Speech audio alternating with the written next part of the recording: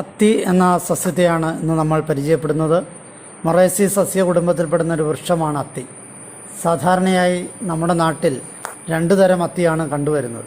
ചെറിയ പഴങ്ങളുള്ള ചെറിയ അത്തിയും വലിയ പഴങ്ങളുള്ള ബ്ലാത്തി അത്തിയും.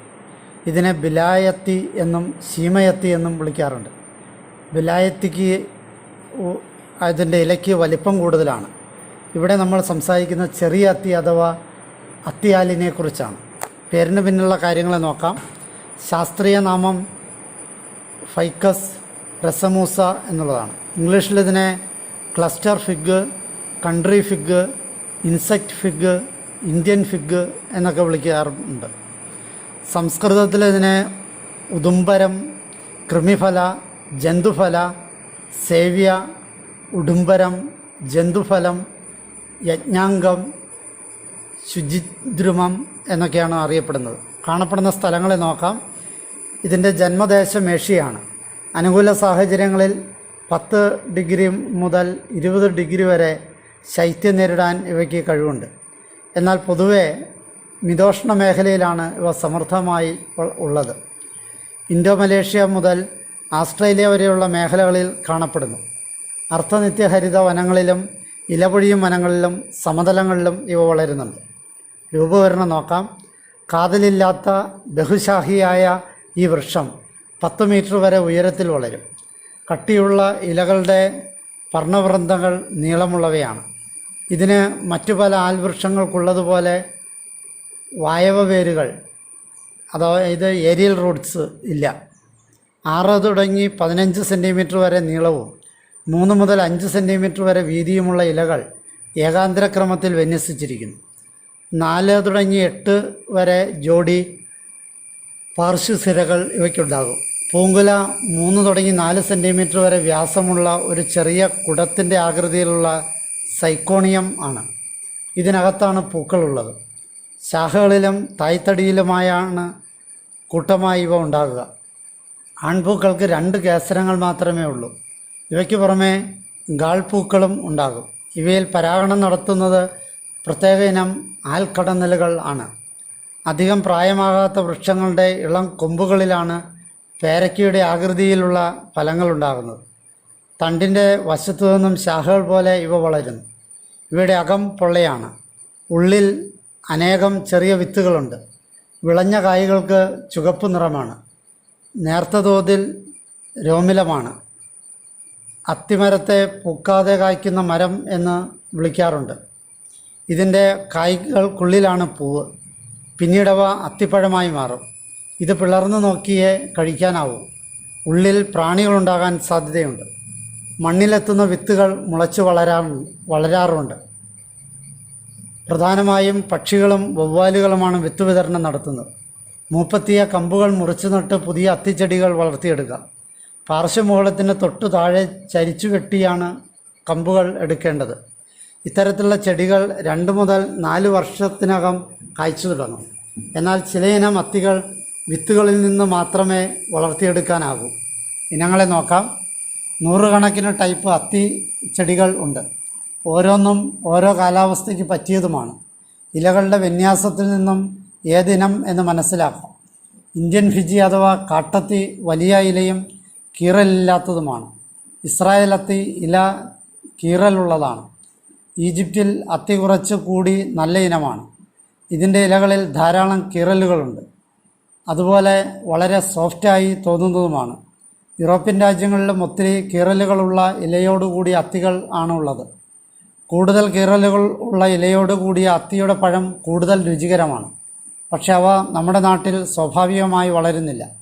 സീമയത്തി, കാട്ടത്തി, ചുവന്നയത്തി, കൊടിയത്തി, കല്ലത്തി, മലയത്തി, വിഴുലത്തി, പേരത്തി, കരുകത്തി എന്നിങ്ങനെ 13 ഇനം അത്തികളുണ്ടെന്നാണ് ആയുർവേദം പറയുന്നത്.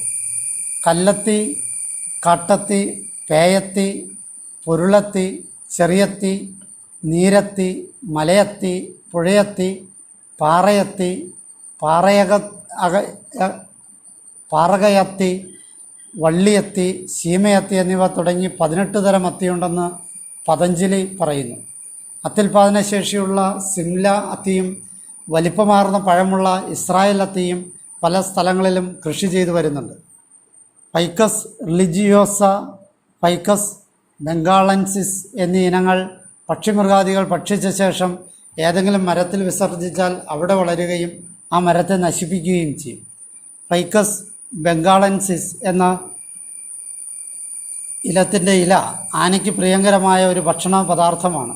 ഫൈക്കസ് എലാസ്റ്റിക്ക എന്ന ഇനം അത്തി ഇന്ത്യയിലും ജാവയിലും കാണപ്പെടുന്നുണ്ട്. ഇന്ത്യയിൽ ധാരാളമായി കണ്ടുവരുന്ന ഫൈക്കസ് ഗ്ലോമറേറ്റ എന്ന ഇനം ഉയരം കൂടിയതും ശിഖരങ്ങൾ മറ്റിനങ്ങളെക്കാൾ കനക്കുറവുള്ളതുമാണ്. ആഗസ്റ്റ് മാസത്തോടുകൂടിയാണ് പൊതുവെ ഇവയുടെ ഇലകൾ പൊഴിയുന്നത്. നൊസ്റ്റാൾജിയുമായിട്ട് ബന്ധപ്പെട്ട കാര്യങ്ങൾ നോക്കാം. പണ്ട് കുട്ടിക്കാലത്ത് 2ാം ക്ലാസ്സിലോ മറ്റൊരു പാഠത്തിൽ മുതലയുടെയും കുരങ്ങൻ്റെയും കഥയിലൂടെയാണ് അത്തിമരം അന്നത്തെ കുട്ടികൾക്ക് പ്രിയങ്കരമായത്. കുട്ടികളിലെ സ്വാഭാവിക ജിജ്ഞാസ കൊണ്ട് അത്തിപ്പഴം പൊളിച്ചു നോക്കുമ്പോൾ ഉള്ളിൽ കാണുന്ന കുരുക്കൾ പുഴുവാണെന്നായിരുന്നു ധരിച്ചിരുന്നത്. പിന്നീട് അത് പുഴുവല്ലെന്നറിയുമ്പോൾ അത് കുട്ടികളുടെ കളിയുടെയും കഥയുടെയും അരങ്ങായി മാറി. മിക്കവാറും പണ്ടത്തെ കുട്ടികളുടെ കളികൾ അത്തിമരച്ചുവട്ടിലായിരിക്കും. അത്തിയുടെ ഇലകളും പഴങ്ങളും കളി ഉപകരണങ്ങളാക്കാറുണ്ട്. ഉപയോഗങ്ങളെ നോക്കാം. അത്തിയുടെ ഫലങ്ങൾ ഭക്ഷ്യയോഗ്യമാണ്. ജാം, ജെല്ലി എന്നിവ ഉണ്ടാക്കാനും ഉപയോഗിക്കാം. നവംബർ, ഡിസംബർ മാസങ്ങളിലാണ് കായ ഉണ്ടാകുന്നത്.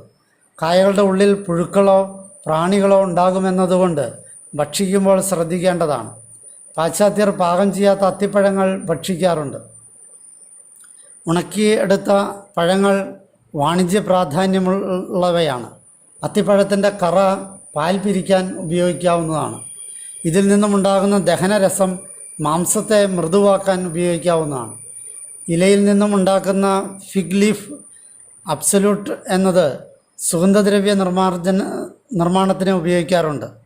അരളിശലഭം, പാൽവള്ളി ശലഭം, ഭൂപ്പടശലഭം എന്നീ ചിത്രശലഭങ്ങളുടെ ലാർവ ഭക്ഷണ സസ്യമാണ് അത്തി. രാസഘടകങ്ങളെ നോക്കാം. അത്തിയുടെ പാലിൽ വെള്ളി അടങ്ങിയിട്ടുണ്ട്. വെള്ളി ശ്വാസകോശത്തെയും വൃക്കയെയും സംരക്ഷിക്കുന്നതാണ്. അത്തിപ്പാൽ ശ്വാസകോശത്തിലുള്ള മൂക്കസ് മെബ്രെയിനെ സംരക്ഷിക്കുന്നതാണ്. അത്തി മുറിച്ചാൽ കറുക്കും. പാൽ വെള്ളയാണ്, പഴം ചുവപ്പാണ്. അതുകൊണ്ട് അത്തി അന്നമായും ജലമായും അഗ്നിയായും പ്രവർത്തിക്കും. അത്തിപ്പഴത്തിൽ 27.09% അന്നജം, 5.32% മാംസ്യം, 16.96% നാരുകൾ എന്നിവയും ഫോസ്ഫറസ്, മഗ്നീഷ്യം, കാൽസ്യം, പൊട്ടാസ്യം തുടങ്ങിയ മൂലകങ്ങളും അടങ്ങിയിട്ടുണ്ട്. 3 ഉണങ്ങിയ അത്തിപ്പഴത്തിൽ 5 ഗ്രാം ഫൈബർ അടങ്ങുന്നുണ്ട്. ഇത് ദൈനംദിന ആവശ്യകതയുടെ ഏകദേശം 20% വരും. ഔഷധ മൂല്യത്തെ നോക്കാം. തൊലി, ഇല, കായ, വേര് എന്നിവ ഔഷധയോഗ്യങ്ങളാണ്. ആയുർവേദത്തിലെ പ്രധാനപ്പെട്ട ഔഷധഗണങ്ങളിൽ ഒന്നായ നാൽപ്പാമരത്തിലെ ഒരു ഇടത്തരം വൃക്ഷമാണ് അത്തി. അത്തി, ഇത്തി, അരയാൽ, പേരാൽ എന്നീ 4 മരങ്ങളുടെ തൊലികൾ ചേർന്നതാണ് നാൽപ്പാമരപ്പട്ട. നാൽപ്പാമരാതി എണ്ണയിലെ ഒരു പ്രധാന ഘടകവുമാണ് അത്തി. നാൽപ്പാമരത്തിൻ്റെ തോലോടുകൂടി കല്ലാൽ തൊലി ചേരുന്നതാണ് പഞ്ചവൽക്കലം. ഈ മരങ്ങളുടെ തളിരുകളെ പഞ്ചപല്ലവം എന്നും പറയുന്നു. ബലക്ഷയം, വിളർച്ച, വയറിളക്കം, അത്യാർത്തവം, ആസ്മ, ലൈംഗിക ശേഷിക്കുറവ് എന്നിവയ്ക്കും അത്തിപ്പഴം നല്ലതാണ്. അത്തിപ്പഴം കരളിനെ ശുദ്ധീകരിക്കുന്നതും മനോവൈകല്യങ്ങളെ പരിഹരിക്കുന്നതും ആണ്. അറബി വൈദ്യത്തിൽ അത്തിപ്പഴം ഒരു ദിവ്യ ഔഷധമാണ്. ചുട്ടുനീറ്റൽ, രക്തപിത്തം, ദുർമേധസ്, ചെങ്കണ്ണ്, അത്യാർത്തവം, വ്രണം, ത്വക്ക് രോഗങ്ങൾ തുടങ്ങിയ അസുഖങ്ങൾക്ക് ഔഷധമായി ഉപയോഗിക്കാറുണ്ട്. നാൽപ്പാമരാതി തൈലം, ദിനേശാലാദി തൈലം എന്നിവയിൽ പ്രധാന ചേരുവയാണ് അത്തി. അത്തിത്തൊലിക്ക് ക്യാൻസറിനെ ചെറുക്കാൻ കഴിവുണ്ട്. അത്തിത്തൊലിയിട്ട് തിളപ്പിച്ച വെള്ളം ചെങ്കണ്ണും ഉഷ്ണപുണ്ണും കഴുകുവാൻ ഉത്തമമാണ്. ഔഷധപ്രയോഗങ്ങളെ നോക്കാം. അത്തിപ്പഴം പഞ്ചസാര ചേർത്ത് കഴിച്ചാൽ നവദ്വാരങ്ങളിൽ കൂടെയുള്ള രക്തസ്രാവം നിലയ്ക്കും. ചെറിയ അത്തിയുടെ ഇല ഉണക്കിപ്പൊടിച്ച് തേൻ ചേർത്ത് കഴിക്കുന്നതും പഴച്ചാർ തേൻ ചേർത്ത് കഴിക്കുന്നതും പിത്തം ശമിപ്പിക്കുന്നതാണ്. അത്തിയുടെ ഇളങ്കായ അതിസാരം മാറാൻ നല്ലതാണ്. അത്തിപ്പാൽ തേൻ ചേർത്ത് സേവിച്ചാൽ പ്രമേഹം ശമിക്കും. അത്തിത്തോലിട്ട് വെന്ത വെള്ളം ശരീരശുദ്ധിക്ക് ഉത്തമമാണ്. അത്തിപ്പഴം കുട്ടികളുടെ ക്ഷീണവും ആലസ്യവും മാറ്റുന്നതാണ്. 7 അത്തിപ്പഴം 12 മണിക്കൂർ വെള്ളത്തിലിട്ട് വെച്ചിരുന്ന ശേഷം ആ വെള്ളവും പഴവും കൂടി കഴിക്കുന്നത് മലബന്ധത്തെ ശമിപ്പിക്കും. 8. ദിവസവും ഓരോ അത്തിപ്പഴം കഴിച്ചാൽ മൂലക്കുരുവിന് ശമനമുണ്ടാകും. 9. അത്തിയിലയിട്ട് തിളപ്പിച്ച വെള്ളം കൊണ്ട് വാ കഴുകുന്നത് ഊനുപഴുപ്പ് അതായത് മോണപഴുപ്പ്, ഊനിൽ നിന്നും രക്തം വരുന്നത് എന്നിവ ശമിക്കും. 10. അത്തിപ്പഴത്തിൻ്റെ നീരും തേനും ചേർത്ത് കഴിച്ചാൽ സ്ത്രീകളുടെ പ്രതരം അഥവാ വെള്ളപ്പോക്ക് മാറും. 11. അത്തിത്തൊലിയിട്ട് തിളപ്പിച്ച വെള്ളം ചെങ്കണ്ണും ഉഷ്ണപ്പുണ്ണും കഴുകുവാൻ നല്ലതാണ്. 12. നാട്ടത്തിക്കായ ചതച്ച് പിഴിഞ്ഞ നീര് തേൻ ചേർത്ത് കഴിക്കുന്നത് രക്തപിത്തം വർദ്ധിപ്പിക്കുന്നതാണ്. 13. അത്തിക്കറ സമം നല്ലെണ്ണ ചേർത്ത് നന്നായി യോജിപ്പിച്ച് പുരട്ടിയാൽ അർബുദവ്രണത്തെ ശമിപ്പിക്കുന്നതാണ്. 14.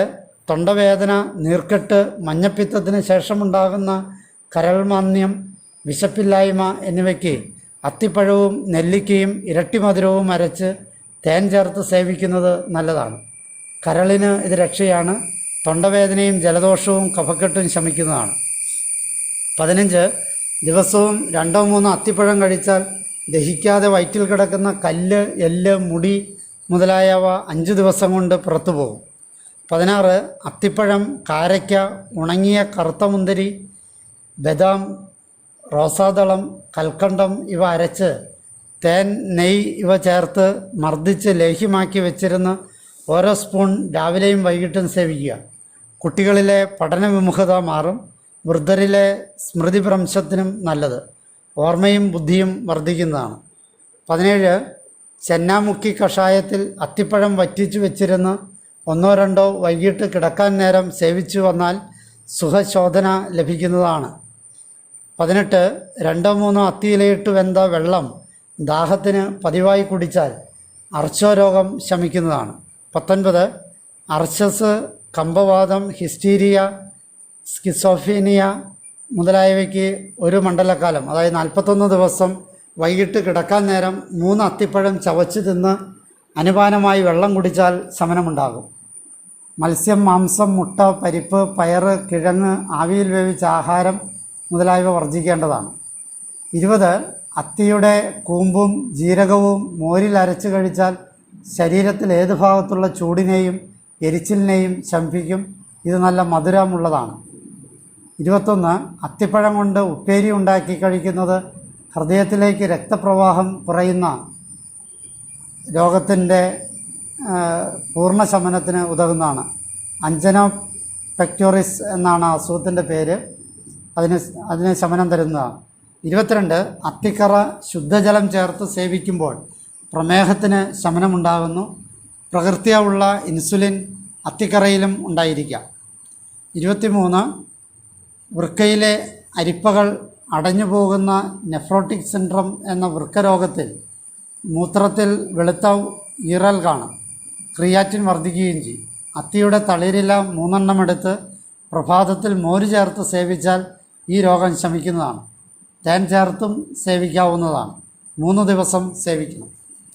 24. ശുദ്ധമായ ചെറുതേനിൽ 7 ദിവസം ഇട്ടുവെച്ച അത്തിപ്പഴം നായ്ക്കിരണപ്പൊടിയും 5 ഗ്രാം നായ്ക്കിരണപ്പൊടിയും ചേർത്ത് ആട്ടിൻപാൽ ചേർത്ത് കഴിച്ചാൽ 1-ാം തരം വാജീകരണമാണ്.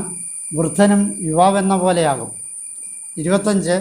അലർജി മൂലമുള്ള തുമ്മലിന് അത്തിയുടെ ഇളയ കായ കറി വെച്ച് കഴിച്ചാൽ ശമിക്കുന്നതാണ്. 26. നെഞ്ചരിച്ചിലും പുളിച്ചുകെട്ടലും മൂലം മലദ്വാരത്തിൽ എരിച്ചിലും വിള്ളലും രക്തസ്രാവവും ഉണ്ടാകാം. ക്രമേണ ഇത് അർശസും ഭഗന്തരവും ക്യാൻസറുമൊക്കെ ആയി പരിണമിക്കാം. ഇതിനെല്ലാം അത്തിക്കായയുടെ കറി വെച്ച് കഴിക്കുന്നത് നല്ലതാണ്. 27. അത്തിയുടെ ഇളയ കായ 5 എണ്ണം മോരിൽ അരച്ച് സേവിച്ചാൽ അശൃംഖരം അഥവാ രക്തസ്രാവം പെട്ടെന്ന് ശമിക്കും. ഇത് ശക്തമായ ആൻറ്റിസെപ്റ്റിക് ഔഷധമാണ്. 28. ഏതൊരു മരത്തിൽ കത്തികൊണ്ട് വെട്ടിയാൽ മരത്തിൽ കറുപ്പ് നിറവും കത്തിയിൽ നീല നിറവും കണ്ടാൽ ആ മരം പാൻക്രിയാസിനെ രക്ഷിക്കും. അത്തിയിൽ ഈ ഗുണമുണ്ട്. അത് പാൻക്രിയാസിലെ മുറിവ്, മുഴ, കുരു മുതലായവ ശമിപ്പിക്കുന്നതാണ്. 29. ശുക്ലത്തിലെ ബീജക്ഷയവും ബീജ അഭാവവും അത്തിപ്പഴത്തിൽ അയസിന്ദൂരം ചേർത്ത് കഴിച്ചാൽ തീരുന്നതാണ്. കൗണ്ട് വർധന ഉണ്ടാകും. 30. നരസിംഹ രസായനം അത്തിപ്പാൽ കൊണ്ട് അരച്ച് ഗുളികയാക്കി സേവിച്ചാൽ കുട്ടികളിലെ രക്താർബുദം ശമിക്കുന്നതാണ്. 31. പൂതക്കാളിക്കുരു തൊലി കളഞ്ഞതും നിലപ്പനക്കിഴങ്ങും പാൽമുതുകിൻ കിഴങ്ങും ശീലപ്പൊടിയാക്കി അത്തിപ്പാലിൽ അരച്ച് കഴിക്കുക. കാമപുഷ്ടി ഉണ്ടാകും, ധാതുപുഷ്ടിയും വീര്യസ്തംഭനവും ഉണ്ടാകും. 32. അത്തിപ്പഴവും തേനും കൂടി കഴിക്കുന്നത് രക്തസ്രാവം അതാ അശൃംഖരം ശമിപ്പിക്കുന്നതാണ്. 33. അത്തിവേരിൻ്റെ തൊലി വാറ്റിയെടുക്കുന്ന പാനീയം അമൃതിന് തുല്യമാണെന്ന് പറയപ്പെടുന്നു. ഇത് കഴിച്ചാൽ രക്തം വർദ്ധിക്കും, ഉദരരോഗങ്ങൾ മാറും, ശരീരത്തിൻ്റെ ഏത് ഭാഗത്തും ഉണ്ടാകുന്ന മൂക്കസ് മെബ്രെയിൻ ഡാമേജ് പരിഹരിക്കപ്പെടും. 34. അത്തിയുടെ കുരുന്നും ജീരകവും കൂടി മോരിൽ അരച്ചു കഴിച്ചാൽ മൂത്രച്ചൂടും എരിച്ചിലും ശമിക്കും. ശരീരത്തിൽ എവിടെയുള്ള ചൂടും എരിച്ചിലും ഇത് ശമിപ്പിക്കും. 35. അത്തിപ്പാലിൽ 7 പ്രാവശ്യം നനച്ചുണങ്ങിയ കോട്ടൺ തുണി നെറ്റിയിൽ നനച്ച് കത്തിച്ച് നെയ്യിൽ നനച്ച് കത്തിച്ച് മഷിയെടുത്ത് നറുനെയ്യോ ത്രിഫലാദി ഘൃതമോ ചേർത്ത് കണ്ണെഴുതിയാൽ നേത്രരോഗങ്ങൾ ശമിക്കും. മദ്രാസായി എന്ന രോഗവും മ്യൂക്കസ് മെബ്രെയിൻ്റെ നാശവും പരിഹരിക്കുന്നതാണ്. 36. അത്തിമൊട്ടിൻ്റെ കഷായത്തിൽ അല്പം കാവിമണ്ണ് ചേർത്ത് 60 മില്ലി വീതം ദിവസം 3 നേരം കുടിച്ചാൽ രക്താർശസ്, രക്തപ്രസരം, അത്യാർത്തവം എന്നിവയ്ക്ക് നല്ല മരുന്നാണ്. കഷായ വസ്ത്രം: അരയാൽ, പേരാൽ, അത്തി ഇവ കഷായം വെച്ച് കരിക്കിൻ വെള്ളം, ഉപ്പ്, നാരങ്ങ നീര് ഇവ യോജിപ്പിച്ച് വൃത്തിയാക്കിയ വെള്ളത്തുണി ഇതിൽ പല പ്രാവശ്യം മുക്കിയെടുക്കുക. കാവി നിറം വരും. യഥാർത്ഥ കാവി തുണി അഥവാ കഷായ വസ്ത്രം ഇതാണ്. ഇത് അണുനാശകവും പവിത്രവുമാണ്. ഇതാണ് സന്യാസിമാർ ധരിക്കുന്നത്. ഹൃദയശുദ്ധിയുള്ള വൈദ്യനും ധരിക്കാവുന്നതാണ്. തൊലിയെടുത്ത വൃക്ഷത്തിനടുത്ത് ചെന്ന് സാധ്യം നനച്ചാണ് ഈ വസ്ത്രം ധരിക്കുക. അപ്പോൾ അത്തിമരത്തിൻ്റെ വൈഭവങ്ങൾ പ്രയോക്താവിന് ഉണ്ടാകുന്നതാണ്. വിശ്വാസ സംബന്ധമായ കാര്യങ്ങളെ നോക്കാം. കാർത്തിക നാളുകാരുടെ ജന്മനക്ഷത്ര വൃക്ഷമാണ് അത്തി. അത്തിയെക്കുറിച്ച് ബൈബിളിലും ഖുറാനിലും പരാമർശിക്കപ്പെടുന്നുണ്ട്. അത്തിക്കറയും ഇത്തിക്കറയും ചേർത്ത് ചില സമുദായക്കാർ പുണ്യാഹമുണ്ടാക്കാറുണ്ട്. നാൽപ്പാമരവും കടലാടിയും മഹാസുദർശന ഹോമത്തിലെ പ്രധാന ഹവ്യമാണ്. അഷ്ടകർമ്മ വിഭാഗത്തിനനുസരിച്ച് സവിത്തുകൾ, അതായത് ഹോമദ്രവ്യം മാറും. ചില പാപമോചനാർത്ഥം അരയാൽ കല്യാണം നടത്താറുണ്ട്. അതിൽ അരയാലിന് വധുവായി കാണുന്നത് അത്തിയാണ്. ഇലിപ്പ, പ്ലാശ്, നെന്മേനിവാക, അരയാൽ, പേരാൽ, അത്തി, കാളയുടെ ചാണകം ഇവ ഉണക്കി ശിവരാത്രി നാളിൽ കത്തിച്ച ഭസ്മമാണ് ശിവഭസ്മം അഥവാ ശിവപൂജയ്ക്ക് ഉപയോഗിക്കുന്ന ഭസ്മം. അത്തി വീടിൻ്റെ തെക്ക് ഭാഗത്ത് നടണമെന്നാണ് വാസ്തുവിധി. വടക്ക് ഭാഗത്ത് നിന്നാൽ ഉദരരോഗം ഫലമായിട്ടുണ്ടാകും. പ്രായമായിട്ടും ആർത്തവമുണ്ടാകാത്തവരോ അല്ലെങ്കിൽ അവരുടെ അച്ഛനോ അമ്മയോ അത്തിച്ചുവട്ടിൽ ചെന്ന് ആർത്തവദോഷം തീരണമെന്ന് പ്രാർത്ഥിച്ച് മരത്തിൽ നിന്ന് പഴുത്ത 5 അത്തിപ്പഴം തൊട്ടുരിയാടാതെ പറിച്ചത് രോഗി തിന്നുക. ഇങ്ങനെ ദിവസവും തുടർന്നാൽ 10 ദിവസത്തിന് മുൻപായി ആർത്തവമുണ്ടാകും എന്ന് പറയപ്പെടുന്നു. അത്തിപ്പഴത്തിൻ്റെ സംസ്കരണ കാര്യങ്ങളെ നോക്കാം. നന്നായി പഴുത്ത് പാകമായ അത്തിപ്പഴങ്ങൾ പറിച്ചെടുത്ത് ഞെട്ടുമുറിച്ച് കഴുകി വൃത്തിയാക്കിയതിന് ശേഷം കഷ്ണങ്ങളായി മുറിച്ചിടുക. 10 ഗ്രാം ചുണ്ണാമ്പ് 1 ലിറ്റർ വെള്ളത്തിൽ ലയിപ്പിച്ച് അതിൽ 1 കിലോഗ്രാം അത്തിപ്പഴ കഷ്ണങ്ങൾ 4-5 മണിക്കൂർ ഇട്ടുവയ്ക്കുക. അതിനുശേഷം ലായനിയിൽ നിന്ന് നീക്കം ചെയ്ത് ശുദ്ധവെള്ളത്തിൽ കഴുകി ചുണ്ണാമ്പിൻ്റെ അംശങ്ങൾ നീക്കം ചെയ്യുക. ഈ കഷ്ണങ്ങൾ തിളയ്ക്കുന്ന വെള്ളത്തിലിടുക. സ്വാഭാവികമായും തിളനിൽക്കും. വീണ്ടും തിളപ്പിക്കുക. 2-3 മിനിറ്റ് കഴിഞ്ഞ ശേഷം അടുപ്പിൽ നിന്നും മാറ്റി വെള്ളമൂറ്റി തണുത്ത വെള്ളത്തിലിടുക. 1.200 അതായത് 1 കിലോഗ്രാം പഞ്ചസാര 800 മില്ലി വെള്ളത്തിൽ ചൂടാക്കി ലയിപ്പിക്കുക. അതിനുശേഷം 3 ഗ്രാം സിട്രിക് ആസിഡ് ചേർത്ത് ലായനി അടുപ്പിൽ നിന്ന് മാറ്റുക. ലായനി തണുത്ത് 40 degree സെൽഷ്യസിൽ താഴെയാകുമ്പോൾ 1 gram മൈറ്റാബൈസൾഫേറ്റ്, 1 gram sodium metabisulphite എന്നിവ കൂടി ചേർത്ത് ലായനി തണുക്കാൻ അനുവദിക്കുക. തുടർന്ന് വെള്ളം ഊറ്റി പഴങ്ങൾ ശുദ്ധജലത്തിൽ കഴുകി 24 മണിക്കൂർ വയ്ക്കുക. പഴത്തിൽ പറ്റിപ്പിടിച്ചിരിക്കുന്ന പഞ്ചസാരയുടെ അംശങ്ങൾ നീക്കം ചെയ്യണം. അങ്ങനെ സംസ്കരിച്ച പഴങ്ങൾ വെയിലത്തോ ഡ്രയറുകളിൽ ഉണക്കി പാത്രത്തിൽ അടച്ചു വയ്ക്കുക. 30 ദിവസത്തിന് ശേഷം സ്വാദിഷ്ടമായ ഈ പഴം കഴിക്കാവുന്നതാണ്.